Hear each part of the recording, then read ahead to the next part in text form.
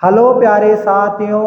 आज हम इलेक्ट्रॉन बिंदु संरचना बनाना सीखेंगे क्योंकि इलेक्ट्रॉन बिंदु संरचना सहसंयोजक बंध की प्रकृति पर निर्भर करती है। अब देखो, यदि हम सहसंयोजक बंध की परिभाषा देखें, सह यानी क्या होता है? समान। अर्थात कोई भी बंध है वो इलेक्ट्रॉनों के समान साझेदारी से बनता है, उसे ही सहसंयोजक बंध कहते हैं। इसे हम एक उदाहरण से समझते हैं कि यदि कोई भी क्लास में लड़के और लड़कियां मिलकर कोई पेन खरीदती है। अब ये पेन 10 रुपए का आता है, इसमें 5 रुपए तो लड़के देते हैं और 5 रुपए लड़कियां देती है। तो उस क्लास में लड़के और लड़कियों का इस पेन पर समान रूप से अधिकार होता है और ये साझेदारी से प्राप्त होता है, इसलिए इसे ही सहसंयोजक बंध कहते हैं। अब यदि हम H2 अणु के अंदर सहसंयोजक बंध या इलेक्ट्रॉन बिंदु संरचना बनाना सीखे तो देखो, अब हम हाइड्रोजन अणु की इलेक्ट्रॉन बिंदु संरचना देखते हैं। तो किसी भी अणु की इलेक्ट्रॉन बिंदु संरचना लिखने के लिए इस अणु में उपस्थित तत्वों का इलेक्ट्रॉनिक विन्यास हमें ज्ञात होना चाहिए। तो देखो, यदि हम हाइड्रोजन का इलेक्ट्रॉनिक विन्यास देखें तो हाइड्रोजन का परमाणु क्रमांक 1 होता है, इसमें इलेक्ट्रॉन 1 होता है, इसके कारण इसमें इलेक्ट्रॉनिक विन्यास क्या हो जाएगा? 1। अर्थात जो एक इलेक्ट्रॉन है वो के कोष में चला जाएगा। यदि हम कोषों को देखें तो पहले कोष को कहते हैं के कोष, दूसरे को एल, तीसरे को एम और चौथे को एम। यदि के कोष में देखें तो के कोष में अधिकतम 2 इलेक्ट्रॉन आते हैं, एल कोष में अधिकतम 8 इलेक्ट्रॉन आते हैं, एम कोष में अधिकतम 18 इलेक्ट्रॉन आते हैं और एन कोष में अधिकतम 32 इलेक्ट्रॉन आते हैं। तो देखो, यदि हम हाइड्रोजन को देखें तो हाइड्रोजन के आखिरी कक्षा में 1 इलेक्ट्रॉन होता है और आखिरी कक्षा के इलेक्ट्रॉन से ही इलेक्ट्रॉन बिंदु संरचना बनती है। तो हाइड्रोजन को स्थायी होने के लिए, अर्थात हाइड्रोजन स्थायी कब होगा? जब इसकी आखिरी कक्षा में 2 इलेक्ट्रॉन हो जाएंगे, क्योंकि के कक्षा में अधिकतम 2 इलेक्ट्रॉन आते हैं। तो हाइड्रोजन यदि 1 इलेक्ट्रॉन और आ जाएगा तो ये क्या हो जाएगा? स्थायी हो जाएगा। तो हाइड्रोजन क्या करता है? दूसरे हाइड्रोजन से इलेक्ट्रॉन की साझेदारी कर लेता है और सहसंयोजक बंध बना लेता है। तो देखो, जैसे पहले हाइड्रोजन लिख लो, हाइड्रोजन और हाइड्रोजन। अब इस वाले हाइड्रोजन के इलेक्ट्रॉन को तो डॉट से दर्शा दो और इस वाले हाइड्रोजन के जो इलेक्ट्रॉन उसको क्रॉस से दर्शा दो।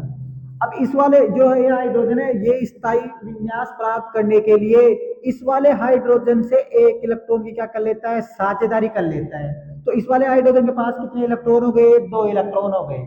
अब ये वाला हाइड्रोजन क्या करता है?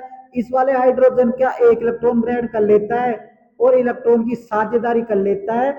और इलेक्ट्रॉन की जब साझेदारी होती है तो यहाँ एक एक इलेक्ट्रॉन की साझेदारी होती है, जिसके कारण हाइड्रोजन और हाइड्रोजन के बीच में जो एक कलबंध पाया जाता है। तो ये हो गई हाइड्रोजन अणु की इलेक्ट्रॉन बिंदु संरचना। यदि हम क्लोरीन को देखें तो देखो, सबसे पहले यदि क्लोरीन देखें तो क्लोरीन में यदि क्लोरीन का इलेक्ट्रॉनिक विन्यास देखें तो क्लोरीन का परमाणु क्रमांक 17 होता है। अब जो इसका इलेक्ट्रॉन विन्यास देखें तो पहली कक्षा में कितने इलेक्ट्रॉन आते हैं? 2। अर्थात के कोष में कितने आते हैं? 2। एल कोष में 8, 2 और 8 कितने हो गए? 10। अब जो बचे हुए जो 7 इलेक्ट्रॉन है वो एम कोष में चले जाते हैं और ये आखिरी कक्षा के जो इलेक्ट्रॉन है उनसे इलेक्ट्रॉन बिंदु संरचना बनती है। अब क्लोरीन क्या चाहता है कि यदि मेरे पास 1 इलेक्ट्रॉन और आ जाए तो मैं क्या हो जाऊं? स्थायी हो जाऊं, क्योंकि इस प्रकृति का प्रत्येक तत्व अपनी आखिरी कक्षा में 8 इलेक्ट्रॉन चाहता है और 8 इलेक्ट्रॉन वह यदि उसने ग्रहण कर लिया तो वो क्या हो जाता है? स्थायी हो जाता है। परंतु हाइड्रोजन ऐसा है जो अपनी आखिरी कक्षा में 2 इलेक्ट्रॉन चाहता है, क्योंकि हाइड्रोजन के पास 1 इलेक्ट्रॉन होता है और के कोष में अधिकतम 2 इलेक्ट्रॉन आ जाते हैं। तो हाइड्रोजन तो आखिरी कक्षा में 2 इलेक्ट्रॉन चाहता है, जबकि जो अन्य तत्व है अपनी आखिरी कक्षा में 8 इलेक्ट्रॉन चाहते हैं। इसे अष्टकोण नियम कहते हैं। तो यह क्या करता है? क्लोरीन क्या करता है? दूसरे क्लोरीन से 1 इलेक्ट्रॉन की साझेदारी कर लेता है। तो देखो, जैसे पहला क्लोरीन ये रहा और दूसरा ये रहा। अब इस क्लोरीन के आखिरी कक्षा में 7 इलेक्ट्रॉन है, तो हम इलेक्ट्रॉन बिंदु संरचना बनाने के लिए 7 इलेक्ट्रॉन बनाओ। तो 1 इलेक्ट्रॉन तो ये लिख दो यहाँ, क्योंकि ये इसकी क्या करेगा? साझेदारी करेगा।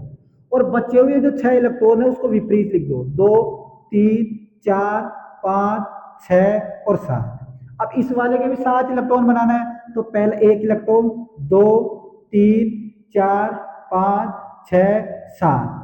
अब ये वाला जो क्लोरीन है इस वाले क्लोरीन के 1 इलेक्ट्रॉन की क्या कर लेता है? साझेदारी कर लेता है। तो देखो, और ये वाला क्लोरीन क्या करता है? इस वाले 1 इलेक्ट्रॉन की साझेदारी कर लेता है और इलेक्ट्रॉन की साझेदारी करके सहसंयोजक बंध बना लेता है। ये Cl2 की इलेक्ट्रॉन बिंदु संरचना हो गई।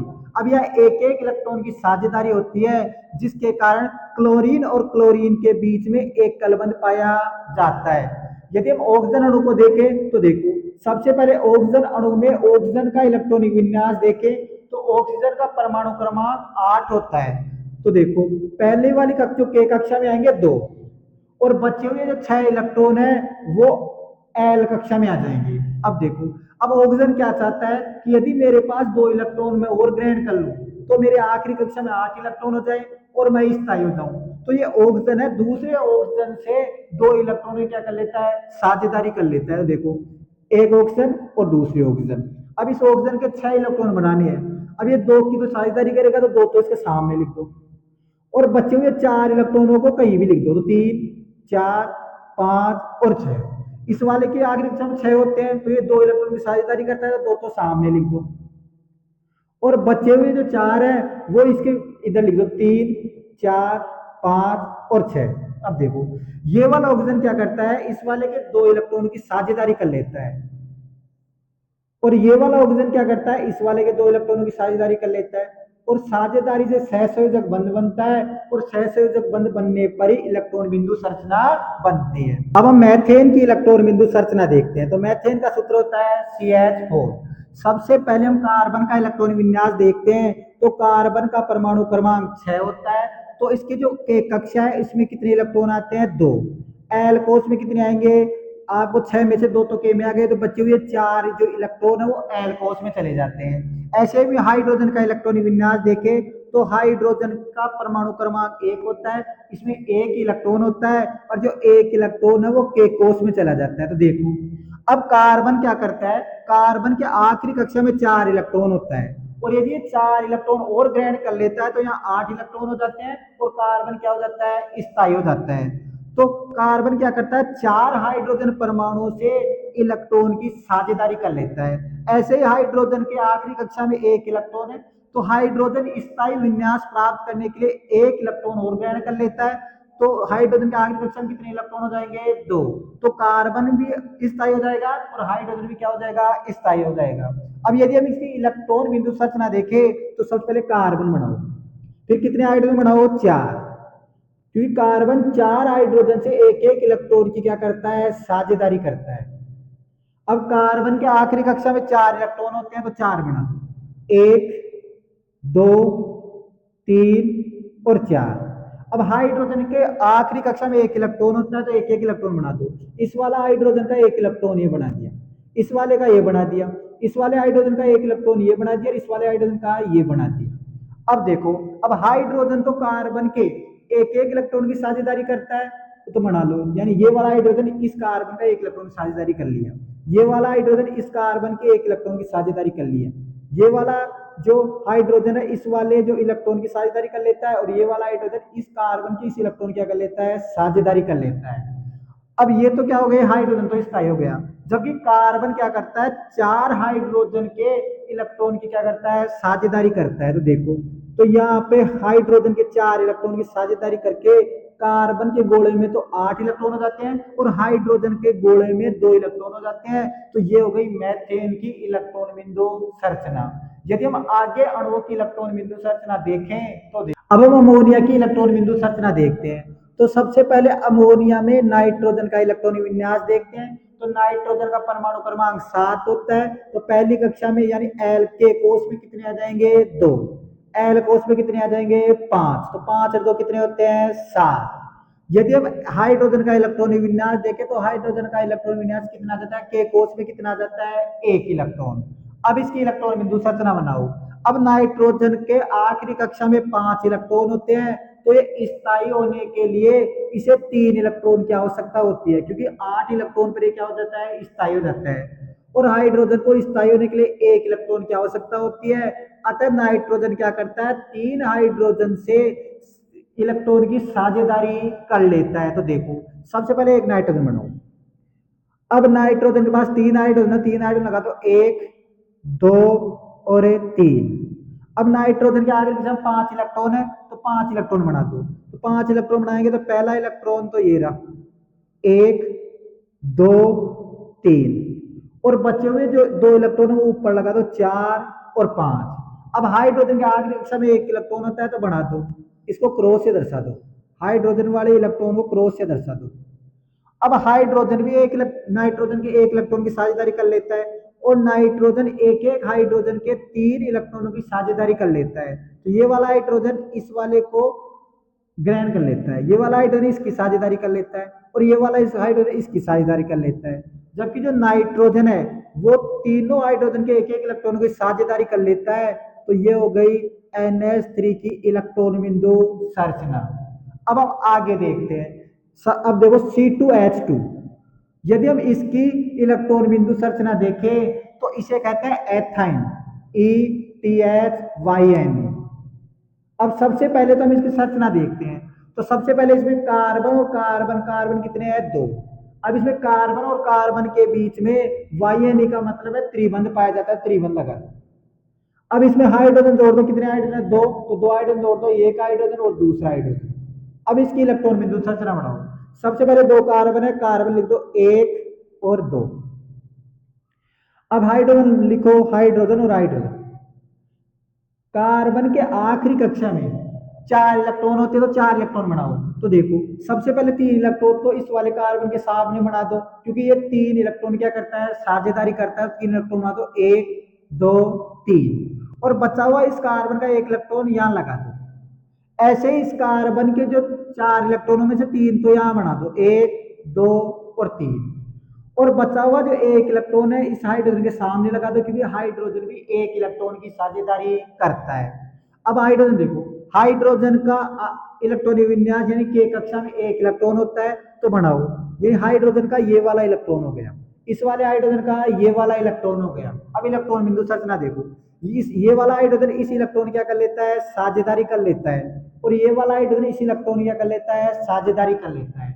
अब कार्बन की देखो, अब ये वाला जो कार्बन है वो क्या करता है, तीन तो ये रहे, तीन ये कितने हो गए, छह, और सात और आठ इन इलेक्ट्रॉन क्या कर लेता है, साझेदारी कर लेता है। तो देखो यानी ये वाला जो कार्बन है तीन तो इस कार्बन के इलेक्ट्रॉन ग्रहण कर लेता है और एक हाइड्रोजन ग्रहण कर लेता है। ऐसे इस कार्बन के पास आठ इलेक्ट्रॉन हो जाते हैं। अब इस वाले कार्बन का देखो, एक, दो, तीन, चार, पांच, और तीन इस वाले कार्बन से ग्रहण कर लेता है। तो इस वाले कार्बन के पास भी कितने इलेक्ट्रॉन हो जाएंगे, आठ इलेक्ट्रॉन हो जाएंगे। तो ये हो गई एथाइन की इलेक्ट्रॉन बिंदु संरचना। यदि हम जल की इलेक्ट्रॉन बिंदु संरचना देखें तो H2O, सबसे पहले हम ऑक्सीजन का इलेक्ट्रॉन विन्यास देखें तो ऑक्सीजन का परमाणु क्रमांक 8 होता है, तो इसका इलेक्ट्रॉन विन्यास आएगा 2 और 6। ऐसे ही हाइड्रोजन का इलेक्ट्रॉन विन्यास कितना होता है, 1। अब इसकी इलेक्ट्रॉन बिंदु संरचना बढ़ाओ। सबसे पहले ऑक्सीजन लिखो, फिर हाइड्रोजन कितने हैं, दो, तो एक हाइड्रोजन और दूसरा हाइड्रोजन। अब देखो ऑक्सीजन के आखिरी कक्षा में 6 इलेक्ट्रॉन होते हैं, इसको स्थायी होने के लिए 2 इलेक्ट्रॉनों की आवश्यकता होती है।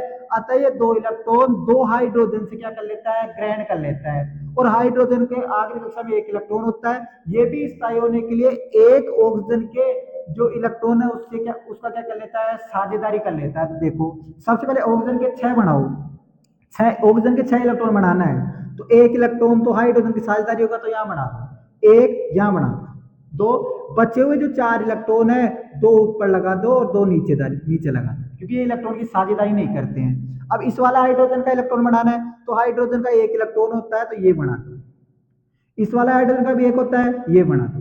अब देखो, अब ये हाइड्रोजन क्या करता है, ऑक्सीजन के इस वाले इलेक्ट्रॉन की साझेदारी कर लेता है, तो ये तो कर लिया। ये वाला हाइड्रोजन क्या करता है, ऑक्सीजन के इस इलेक्ट्रॉन की साझेदारी कर लेता है, तो कर रहा दो। और ये ऑक्सीजन क्या करता है, एक तो इस हाइड्रोजन से इलेक्ट्रॉन की साझेदारी कर लेता है, और एक इस हाइड्रोजन से इलेक्ट्रॉन की साझेदारी कर लेता है, और 8 इलेक्ट्रॉन हो जाते हैं। तो देखो 6 तो इसके पास थे, 7 ये और एक ये, तो बना दो घोड़ा। तो ये क्या हो गया, जल का अर्थात H2O का इलेक्ट्रॉन बिंदु संरचना। तो देखो यदि हम CO2 की इलेक्ट्रॉन बिंदु संरचना देखें तो सबसे पहले इसका इलेक्ट्रॉन विन्यास देखते हैं। तो कार्बन का इलेक्ट्रॉन विन्यास होता है, कार्बन का परमाणु क्रमांक 6, तो 2 और 4। ऑक्सीजन का परमाणु क्रमांक कितना होता है, 8, तो 2 और कितने होते हैं, 6। अब देखो सबसे पहले कार्बन के पास 4 इलेक्ट्रॉन होते हैं, तो इसको दो यानी कार्बन क्या करता है, दो इलेक्ट्रॉन ऑक्सीजन से ग्रहण यानी चार इलेक्ट्रॉन ऑक्सीजन से ग्रहण कर लेता है। और ऑक्सीजन क्या करती है, ऑक्सीजन के पास 6 इलेक्ट्रॉन होते हैं, तो ऑक्सीजन को स्थायी होने के लिए 2 इलेक्ट्रॉन की आवश्यकता होती है, तो ये 2 इलेक्ट्रॉन कार्बन से ग्रहण कर लेता है। तो देखो सबसे पहले बनाओ सी, एक ऑक्सीजन इधर लगा दो, एक ऑक्सीजन यहां लगा दो। अब कार्बन के पास 4 इलेक्ट्रॉन है, तो 2 इलेक्ट्रॉन तो यहां लगा दो, क्योंकि ऑक्सीजन 2 इलेक्ट्रॉन की साझेदारी करता है, तो इसके सामने लगा दो। ये वाला ऑक्सीजन भी 2 इलेक्ट्रॉन की साझेदारी करता है, तो इसके सामने लगा दो। तो ये हो गए कार्बन के इलेक्ट्रॉन। अब यदि हम ऑक्सीजन के इलेक्ट्रॉन देखें, तो ऑक्सीजन के पास आगे के हम 6 इलेक्ट्रॉन होते हैं, तो ये 6 इलेक्ट्रॉनों में से जो ये वाला ऑक्सीजन इस कार्बन को 2 इलेक्ट्रॉन देता है, तो 2 सामने लगा दो। बचे हुए 4 इलेक्ट्रॉन लगाओ, 3 4 5 6। और ये वाला ऑक्सीजन भी 2 इलेक्ट्रॉन इस कार्बन को देता है, तो इसके सामने 2 इलेक्ट्रॉन लगा दो। और बचे हुए जो 4 है वो पीछे कहीं भी लगा दो। अब देखो ये इस वाला ऑक्सीजन के पास 6 इलेक्ट्रॉन तो खुद के पास होते हैं, और ये 2 इलेक्ट्रॉन कार्बन के ग्रहण कर लेता है। इस प्रकार इस वाले ऑक्सीजन के आखिरी कक्षा में कितने इलेक्ट्रॉन हो जाते हैं, 8। अब ये वाला ऑक्सीजन क्या करता है, इसके पास 6 इलेक्ट्रॉन तो पहले खुद के होते हैं, और ये 2 इलेक्ट्रॉन कार्बन से ग्रहण कर लेता है। अब देखो, अब कार्बन के पास 4 इलेक्ट्रॉन होते हैं, अब ये दो इलेक्ट्रॉन तो इस ऑक्सीजन से ग्रहण कर लेता है, और 2 इलेक्ट्रॉन इस ऑक्सीजन से ग्रहण कर लेता है, अर्थात ये साझेदारी कर लेता है। तो इसके कारण अब देखो, तो ये साझेदारी करके सहसंयोजक बंध बना लेता है। तो ये संरचना बन जाएगी इस प्रकार। ये हो गई CO2 की इलेक्ट्रॉन बिंदु संरचना। तो देखो सबसे पहले सी लिख दो, फिर O लिखो और O लिखो। अब ये क्या करता है, ये वाला जो कार्बन है वो 2 इलेक्ट्रॉनों की साझेदारी करता है, तो यहां बना दो डबल बंड। और ये वाला कार्बन और ये वाला ऑक्सीजन भी 2 2 इलेक्ट्रॉन की साझेदारी करते हैं, तो यहाँ डबल बंद बना दो। ये हो गई CO2 की इलेक्ट्रॉन बिंदु संरचना। आशा करता हूं कि आपको प्रत्येक अणु की इलेक्ट्रॉन बिंदु संरचना बनाना आ गया होगा। धन्यवाद।